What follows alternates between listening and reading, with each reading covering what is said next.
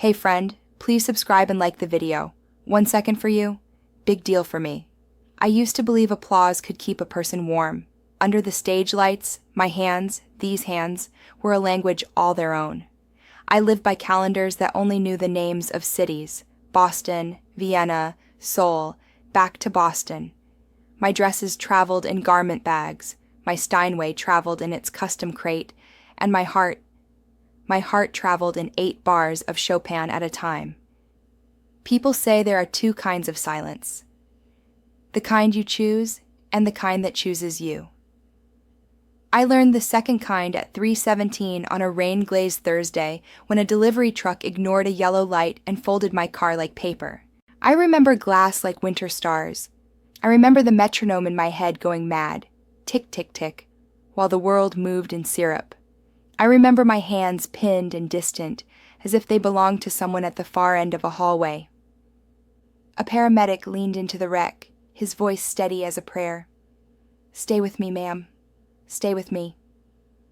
I stayed. God help me, I stayed. After that, there was a hospital with ceilings too white for any sane person, and questions stacked like chairs after a concert.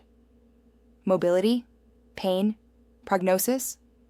I learned new vocabulary: debridement, graphs, hardware.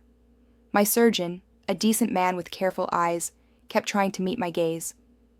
"You'll have use," he said, "but not precision, not what you had." He was honest. I loved him for that honesty and hated him for it in the same breath. Friends sent flowers.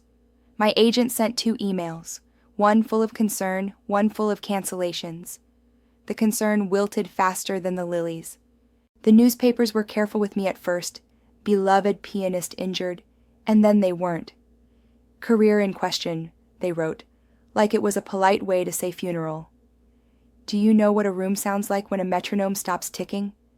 That's how my apartment sounded the day I came home. My grand piano sat there like a large, dark animal that had died standing up.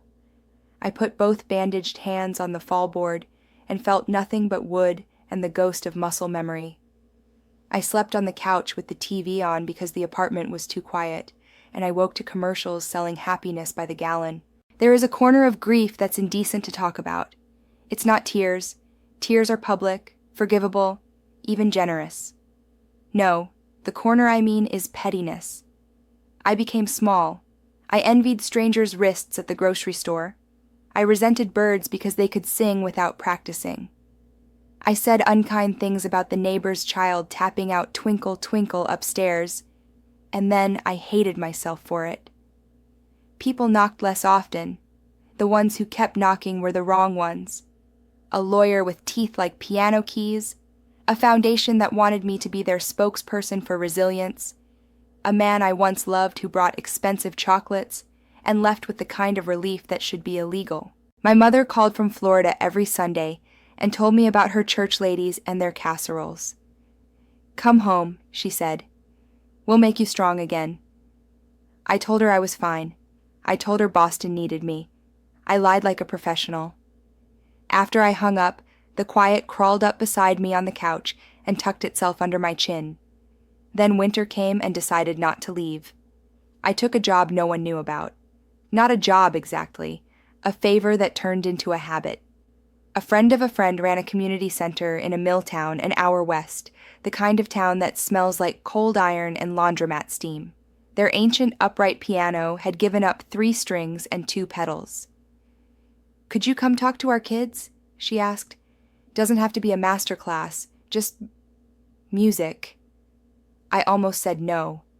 Pride is a guard dog that bites its owner first. But the apartment was shrinking around me, and the community center had heat, and the idea of a room full of small, noisy lives seemed like oxygen. So I went. That first morning, the building hummed like a radiator. The coffee tasted like yesterday. The piano's middle C was a little drunk. I stood in front of 12 faces and did the only honest thing left to me. I told them the truth. "My name is Hannah," I said. "I used to play for a living. I got in a car accident. My hands are not what they were, but music is still here, and if you want it, it will be here for you, too." A girl in a red coat, Amara, I would learn, raised her hand. Can you still show us? The room held its breath. I sat, laid my palms very gently on the keys, and gave them the simplest thing I had left that still felt like prayer. A slow, unadorned Bach chorale, broken into phrases my hands could manage. No fireworks, no cadenza. Just a melody steady enough to cross a river. When I finished, no one clapped. They didn't need to. The quiet had a different shape in that room. It was the good kind. The chosen kind. I started going twice a week. We learned ugly scales and beautiful patience. I taught them to listen with their shoulders, to count with their breaths. When my hands shook, I let them see. When the pain came, I rested and made them count for me. We were honest together. That was new. That was everything. One afternoon, the center's director waved a flyer at me. We're hosting the county's winter recital, she said. Parents, donors, the mayor if his hip cooperates. We need a finale, a showstopper. She looked at my hands and swallowed the rest of her sentence. I'll write something, I said, before my fear could vote. At night, I sat at my dead animal grand and wrote in my head. I wrote with my scars. I wrote for small hands and a broken teacher. A piece with a left-hand melody, simple enough that the right hand could lay soft harmonies like blankets. A piece that could be played by 1 or by 12, or by however many children showed up with cold fingers and bright eyes. I called it February Light. It was nothing a critic would circle with a red pen. It was everything I could give. The afternoon of the recital, snow fell the way it falls in small towns, like an apology for everything that came before it. Parents held phones, grandparents held breath mints. The mayor did not come. Someone's baby hiccuped at the wrong moments and everyone forgave her for it. We saved February Light for last. I counted us in with a nod, because my hands were too stiff to lift. The children started, and then something happened that I will never, ever be able to explain without crying. They listened. They listened to each other, to the room, to the weather outside. When one child faltered, another leaned in. When the red-coated girl missed a note, she smiled and kept the river moving. The piece ended itself like good bread ends a meal. Quietly, with gratitude. This time, they clapped. The room stood. Someone whistled out of tune. I bowed as far as my back would allow, and felt something unfamiliar bloom in my chest. Not applause, not the old heat. Something steadier. Something that could last through a hard winter. On my way out, a man stopped me in the hall, mid-50s, work boots, hands like split logs. You're Hannah, right? He asked. I'm Michael. My kid's the tall one. You made him stay put. He never stays put. He shifted, embarrassed by his own tenderness. Thank you. Thank him, I said. He did the work. Michael nodded, then hesitated. I rebuild things, he said, tapping the scar along his knuckles. Piano sometimes. Old ones, church basement rescues. Your right pedal's sticking on the upright. If you want, I can... He stopped, afraid he'd overstepped. I should tell you. My first answer to mercy is often no. Mercy costs change, and change costs everything. But something about his eyes, or maybe the way he didn't look at my scars, didn't avoid them either, just took in the whole of me, made the no catch on my tongue. Come by Tuesday, I said. Bring patience. She's a stubborn instrument. He smiled, small and real. Tuesday, then. That night, in the long mirror that used to reflect gowns and stage hair, I saw a woman I didn't hate. I brushed the thin white ladder of scar on my wrist with the back of my left hand and said, quietly, to the room, to the dog-eared programs in a drawer, to the girl I used to be, stay. I slept with the metronome ticking again. Not to count, just to keep time with something living. Michael came back that Tuesday, right on time, carrying a wooden toolbox that looked older than both of us. He knocked once and then again, softer as if testing the air. "Doors open," I called, though I hadn't planned to sound so nervous. He stepped inside, bringing with him the smell of pine and machine oil. His boots left honest prints on my old rug. He didn't comment on the framed photographs, me in evening gowns, under chandeliers, under headlines. He just looked around until he saw the piano. "She's seen better days," he said gently, crouching down to inspect the pedals. "So have I answered, and he smiled without looking up. For 2 hours he worked, humming under his breath. I sat on the floor nearby, watching his hands move. They were strong, scarred, competent. They reminded me what it meant to create something that could last. When he pressed the pedal and the mechanism finally loosened, the piano sighed. That's the only word for it. As if it, too, had been waiting for someone patient enough to listen. He packed up his tools, wiped his hands, and said, "There. She'll sing again if you let her." "Maybe I will," I said. "Coffee?" "Only if it's bad," he replied, and that made me laugh for the first time in months. That night, after he left, I touched the keys and played the same fragile Bach phrase I'd shown the children. The pedal responded smoothly, like a quiet promise. Days turned into a rhythm. Tuesdays became our rehearsal. Sometimes he fixed, sometimes we just talked. About nothing grand. Weather, his late wife, the noise kids make when they grow too fast. He never pitied me, and that was his greatest kindness. He looked at my hands as tools, not tragedies. One evening, as he tuned a string, he asked, "You ever think about playing for yourself again? Not for a crowd. Just for you." I almost said no, but something in me had changed, or was changing. "I think about it," I said. Then I stopped thinking. Thinking used to be dangerous. He nodded, tightening the wire. "Maybe it's not about the hands. Maybe it's about the sound you still hear in your head."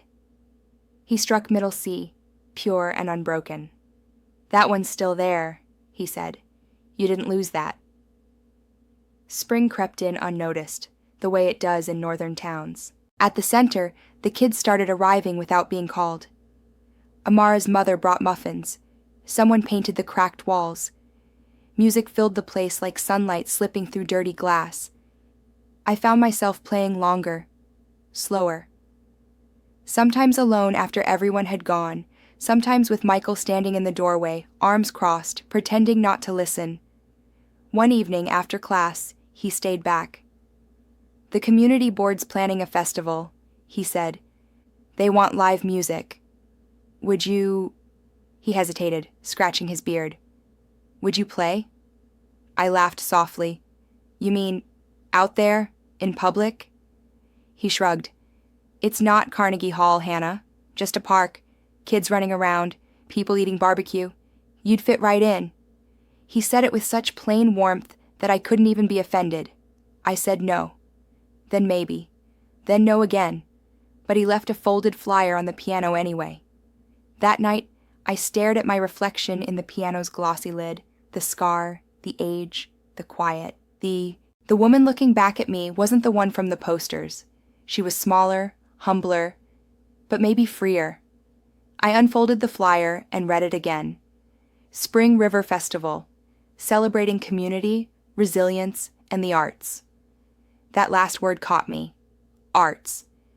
Maybe art didn't belong only to the whole. Perfect. Celebrated. Maybe it could belong to the broken, too. I dialed Michael's number before I could lose my courage. "About that festival," I said. "Yeah?" "Find me a bench in the shade. I'll play." He didn't cheer or shout. He just said, "Good," and let the silence hold. The morning of the festival arrived like a test I hadn't studied for. The sky was clean and impossible, that shade of blue that makes you forgive the world, at least for an hour. The park was already alive. Laughter, grills, children chasing bubbles. Nothing like the concert halls of my past. And yet, somehow, I felt the same tremor in my chest. The one I used to call the overture, Michael had set up an old upright under a maple tree. He'd polished the keys until they looked like a row of tiny smiles. "Told you I'd find you a bench in the shade," he said, handing me a paper cup of lemonade.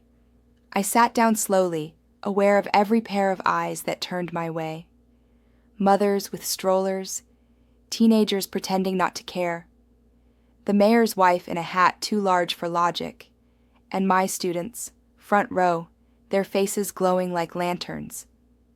I wasn't supposed to be nervous, not after all I'd lived through, but I was. My hands trembled, a small rebellion against the life I'd promised to accept. Michael leaned close and whispered, "Just play, Hannah. The rest is noise." I nodded, and I began. The first note stumbled. My left hand hesitated where it used to fly. But then I heard Amara's voice in my head, whispering, "Just keep the river moving." So I did. The piece was mine. February Light, rewritten for open air and open hearts. The wind turned the pages for me. A bird sang on a wrong beat, and I smiled because it fit. The children joined halfway through as planned. 6 tiny hands on a second keyboard, their laughter becoming part of the rhythm. When the last note faded, no one moved for a heartbeat. Then, applause. Real, messy, alive applause. Not polite, not rehearsed. The kind that comes from somewhere deep in the ribs. I looked up, blinking against the sunlight, and saw tears in Michael's eyes. He was clapping too. Awkwardly, like a man who's not sure if he's allowed to feel this much in public. Afterward, people came up, strangers, shaking my hand, thanking me for something I didn't quite understand I'd given them. "You made us feel," one woman said. "That's rare these days." And in that moment, it struck me. I hadn't lost my music. I just stopped listening long enough to realize it had changed shape. That evening, the town turned gold. The festival lights blinked like fireflies, and Michael walked me home. He carried my sheet music under his arm like something sacred. "You did it," he said. "We did," I corrected. "You fixed the piano." He grinned. "You fixed the rest." We reached my porch. The air smelled like grilled corn and spring. "Stay for dinner?" I asked. "It's just soup." "Only if it's bad," he said again. Our old joke. But it wasn't a joke this time. Inside, as he helped me set the table, he said quietly, "You know, I used to rebuild things because it made me feel useful. But lately," he looked at me, "you make me feel alive." For a long moment, we just stood there, the light falling between us like music neither of us dared to write down. Later that night, after he left, I sat at the piano again. My hands found the keys without thought. No audience, no critics, just the sound of one note breathing into another. I played until I couldn't tell where the music ended, and I began. That's when I realized something I'd never said out loud, not even to myself. Losing what I loved didn't end me. It freed me. A month passed after the festival, and for the first time in years, my mornings belonged to peace instead of panic. I woke up to sunlight crawling across my floorboards, to the faint ticking of the metronome I no longer needed. The piano, once a monument to everything I'd lost, now looked like a friend resting between conversations. The community center hung my students' drawings in the hallway, little stick figures with messy hair and giant smiles. One of them had drawn me with gold hands. "Because your music's magic," Amara said. I didn't argue. Michael kept showing up. Sometimes to fix a pedal, sometimes to share coffee, sometimes just to exist in the same room without words. He was patient, the kind of patient that only comes from having seen life shatter and still believing in glue. One rainy afternoon, he brought an envelope. Inside was a photograph of a small storefront downtown, brick walls, dusty windows, a faded sign that said, "Closed forever." "What's this?" I asked. "Our next project," he said, "if you're up for it." The sign out front would later read, "Second Movement Cafe, half coffee shop, half music space." The idea was simple. People could come, play, learn, and feel something real again. I'd teach part-time. Michael would handle the repairs. The kids from the center would have a place to grow. At first, I thought he was joking, but he'd already filed the paperwork. "You rebuilt your life," he said. "Now let's rebuild somewhere for others to do the same." Opening day came faster than I expected. No velvet ropes, no critics. Just folding chairs, coffee, and a crowd that believed in what could be beautiful even when it wasn't perfect. I sat down at our rebuilt piano, scarred wood, mismatched ivory, and played February Light one last time. The melody was softer now, humbler, but every note felt like a heartbeat. When I looked up, Michael was standing by the counter, arms crossed, smiling in that quiet way of his. Behind him, Amara poured coffee for a new student, showing her how to count to 4. And right then, I realized this was the standing ovation I'd waited for all my life. Not in Paris, not in Vienna, not under chandeliers. Here, in a small cafe that smelled like rain and hope. Later that night, when the lights were out and the town slept, I sat alone with my piano. I lifted my hands, my imperfect, scarred, living hands, and whispered, "Thank you." Not to anyone. Not to God. Not to fate. Just to the sound that never left me. Because music, I finally understood, doesn't come from perfect hands. It comes from the part of you that refuses to stop listening. And I was listening again. The end.